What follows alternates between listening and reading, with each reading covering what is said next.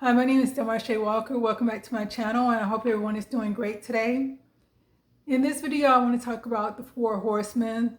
I was reading my Bible where I was actually reading 1 Corinthians, and the thought of the four horsemen popped in my head, and I just became fixated with that. And so I ended up going to Revelations, reading about the four horsemen. I had did a video earlier in the week or last week speaking about the mark of the beast, and I will link that somewhere so you can find it. And in that, I was saying, like, we're looking for a sign as far as something that we can visually see to represent the mark of the beast. And I feel that the mark of the beast is something that's already here, and depending on how you're living your lives, the decisions you're making, whether you're actually taking the mark of the beast or not. And so what I want to talk about is the four horsemen. I feel that once we get to the end of the Bible and that was it, I feel like as Christians, we was being preached to or told to, like, that is something that's coming, but we're actually living in those times now. And I think we have always been living in those times, and we should live our lives as Christians according to how the Bible dictates we should live our lives. So I'm not going to read the whole, everything in Revelation pertaining to the four horsemen. I just want to kind of point out certain aspects of each of the horsemen. The first one, I looked, and there before me was a white horse. Its rider had held a bow and was given a crown, and he rode out as a conqueror bent on conquest. I feel that the first horseman, the white horse, represents European nations. And the reason I feel that way, because if you really think about their behavior, they went around the world conquering. With America, the Indians or Native Americans was here first. They destroyed them in order to take their land.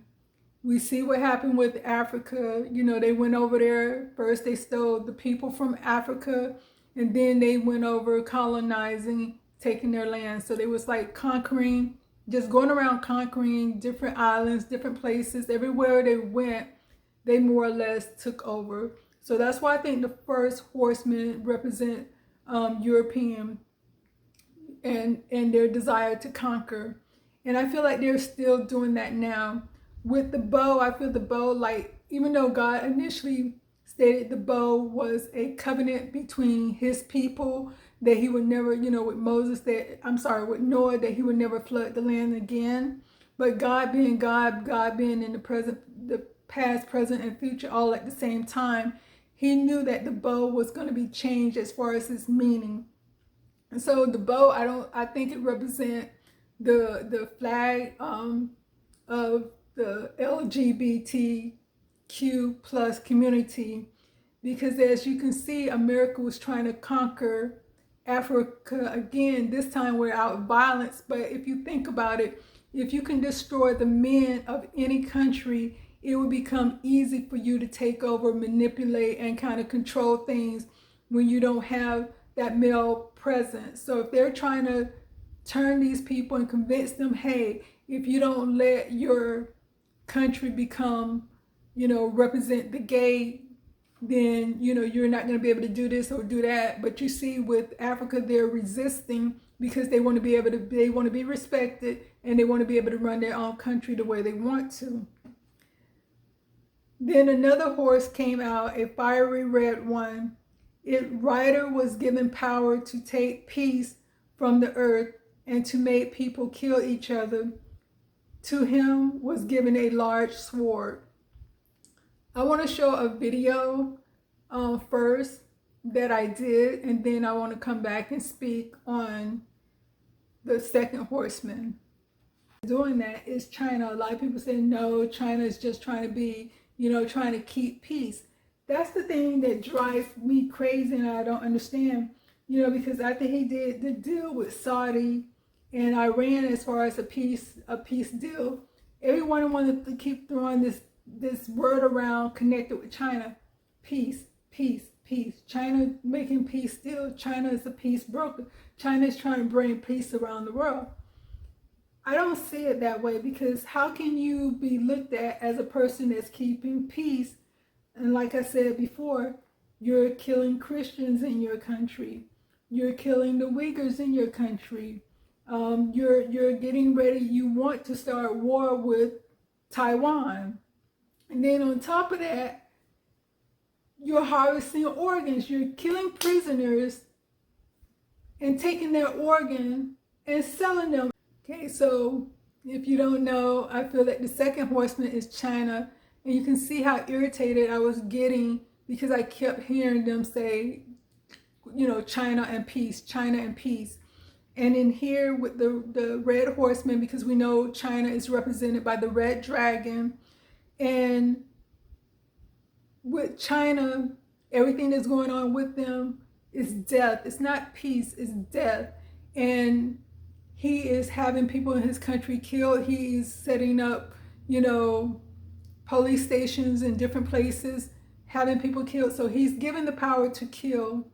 And that's what he's doing. And you see he's getting ready to, she is getting ready to start war, or want to start war with Taiwan. And like I said, to me, that's not peace. But everyone wanted to equate him with peace. But instead, he has the power to take away peace. And that's what he's doing. Taiwan right now is not at rest. They're not at peace. Japan is not at peace because they're also kind of threatening Japan. And if a war break out with Taiwan, America is jumping in it. So we're not going to have peace. And so with the third horse, it says, I looked, and there before me was a black horse. Its rider was holding a pair of scales in his hand. Then I heard what sounded like a voice among the four living creatures, saying, 2 pounds of wheat for a day wages, and 6 pounds of barley for a day wages. And do not damage the oil and the wine. A lot of scholars or people I heard were saying that the scale was the scale that they used to weigh food with, you know, like the balancing scale to weigh food. And it's going to cost a lot of money to buy food. With me, I feel that it's different, because if you think about, I think the third horseman represent Africa. The reason I feel that way is because God is a just God. And like I say, a lot of people think of the balancing scale as far as weighing food. But if you think about it, every time you see something that has to do with court, is justice holding a balance scale. And so that's what I think the scale represents, is justice. And I think the balance is now shifting, because before, like I said, it was like all this oppression, stealing people from Africa, stealing their resources, their gold, just suppressing Africa as a nation in itself. And I think the scale is shifting, because now you see that the African nation, the African continent, a lot of the countries are saying, hey, we want to be respected. We don't want our resources to be pillaged. We don't want, you know, anyone controlling how we decide to run our country. And so they're taking control over how they want to be represented in this world. So I think that's where the scales come in as far as balancing. And because you're not going to be able to just go over there and run game and just take what you want, now it's really going to cost you to deal with Africa. It's going to really cost you something if you want gold from Africa, if you want this or that, or whatever resources they have that you want, you're going to have to pay for it this time. There's no coming in and just taking what you want. So I think that's what Africa represents.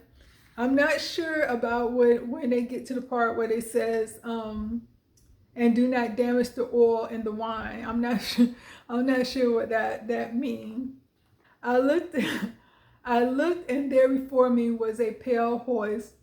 Its rider was named Death, and Hades was following close behind him.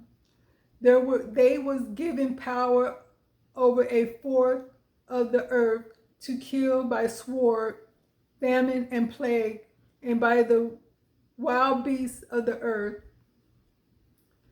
I think the last horseman is Rome, the Roman Catholic Church, the Jesuit priests. I think they represent the four horsemen. The four horsemen, the pale horse. And I'm going to show you a video to kind of represent why I feel that way. Then you understand that there is no finished work of Christ within Roman Catholicism. There isn't. There is no finished work. That priest, right now in services, Roman Catholic churches around the world, there are priests who believe that they are representing, they believe it is a representation of the same sacrifice of Calvary, but in an unbloody manner. They're representing the one sacrifice of Christ, and that it is a propitiatory atonement. It's a propitiatory act. Once you understand that, then you think through that. Well, what that means is, in Roman Catholicism, you can come to the cross over and over and over and over again and still die impure and have to go to purgatory, or still die impure, in fact, having committed a mortal sin, losing the grace of justification and going to hell, even though you went to the cross literally thousands of times in your life. And central to that is the idea of the necessity of the Roman Catholic priest, who, because of his sacerdotal authority, is able to call Jesus down from his throne and render him present upon the altar of the church over and over and over again. That's their terminology, not mine. That's their language. You have to have that. That's why there is one true church, and you have to accept the sacerdotal authority of the Roman hierarchy so that you can have that one true church. The sacramental system becomes the means by which the church controls the grace of God and therefore the people. Who are the Jesuits? The Jesuit oath will show you exactly who they are. I now, in the presence of the Almighty God, the Blessed Virgin Mary, the Blessed Michael the Archangel, the Blessed Saint John the Baptist, and my ghostly father, the Superior General of the Society of Jesus, founded by Saint Ignatius Loyola, do by the womb of the Virgin swear that His Holiness the Pope is Christ's vice-regent, and is the true and only head of the Catholic or Universal Church. I do now renounce and disown any allegiances due to any heretical king, prince, or state, named Protestant or liberal, or obedience to any of their laws or magistrates or officers. I do further declare the doctrine of the Church of England and Scotland and of Calvinists, Huguenots, and others of the name of Protestant or liberal to be damnable, and themselves to be damned, who will not forsake the same. I do further promise and declare that, notwithstanding I am dispensed with, to assume my religion heretical for the propagation of Mother Church's interest, to keep secret and private all her agents, counsels, from time to time as they interest me, and not divulge directly or indirectly by word, writing, or circumstances whatever. I do furthermore promise and declare that I will, when opportunity presents, make and wage relentless war secretly or openly against all heretics, Protestants, and liberals, as I am directed to, extirpate them from the face of the earth, and that I will spare neither age, sex, or condition, and that I will hang, burn, waste, boil, flay, strangle, and bury alive those infamous heretics, rip up the stomachs and wombs of the women, and crush their infants' heads against the walls in order to annihilate their inexorable race. That, when the same cannot be done openly, I will secretly use the poisonous cup, the strangulating cords, the steels of the poignard, or the leaden bullets, regardless of the honor, rank, dignity, or authority of the persons, whatever may be their condition in life, either public or private, as I at any time may be directed to by any agent of the Pope, or the Superior of the Holy Father of the Society of Jesus. In confirmation of which I hereby dedicate my life, my soul, and my corporeal powers, and with this dagger which I now receive, I will subscribe my name written in my blood in testimony thereof, and should I prove false or weaken in my determination, may my brethren and fellow soldiers of the militia of the Pope cut off my hands and my feet, and my throat from ear to ear, rip my belly open, and sulphur burn therein, and all the punishments that can be inflicted on me on earth, and my soul be tortured by demons in an eternal hell forever. In testimony thereof, I take this most holy and blessed sacrament of the Eucharist, and witness the same further with my name written with the point of this dagger, dipped in my own blood, and sealed in the face of the Holy Covenant. And you can see with the Roman Catholic Church, they do not believe in the same God that we believe in. The Pope really feel like he's God. And I did a video where I was saying that I feel that he's the Antichrist based on other videos I have seen with people giving Bible reasoning that he is the Antichrist. And people are following them thinking that they're following the true God. And so it's not against the people themselves, it's just against the priesthood and how they are changing the 10 Commandments, how they want to focus more on the climate and saving the climate at the expense of people. And how they're, it's like you're only, there's only one way to God, through Jesus. And when you confess your sin, and only God or Jesus can forgive you for your sin. But with them, it's like you can go confess your sin in a booth, and then the priest is going to forgive you for your sins, which he doesn't have the power to do. So it's like, I think that's why they said it's like the pale horse, and right behind him, he's followed by Hades.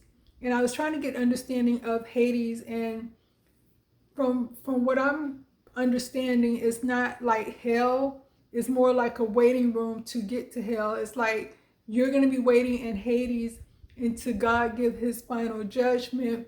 And depending on your life, the decisions you made, you're either going to go with him or be sentenced to a lifetime of torment in the lake of fire. That's from my understanding of what Hades is supposed to represent. But that is my take. When, like I said, it popped in my head, I became fixated with it. And from what I'm understanding, that's how I see it. I feel that the conqueror with the bow is the European nations that, initially went around conquering other nations and colonizing them. I feel that the red horse is China, because as long as China is doing what China is doing, like I said before, China is trying to take over the world, there will be no peace. And then with the black horse, as you can see, they didn't have any weapons or anything. They just had a balancing scale. And like I said, to me, the balancing scale represents justice, and how everything is shifting from just handling Africa any kind of way that you want to with disrespect. Now, if you want to deal with Africa, you're going to have to come to them correctly with respect and everything like that.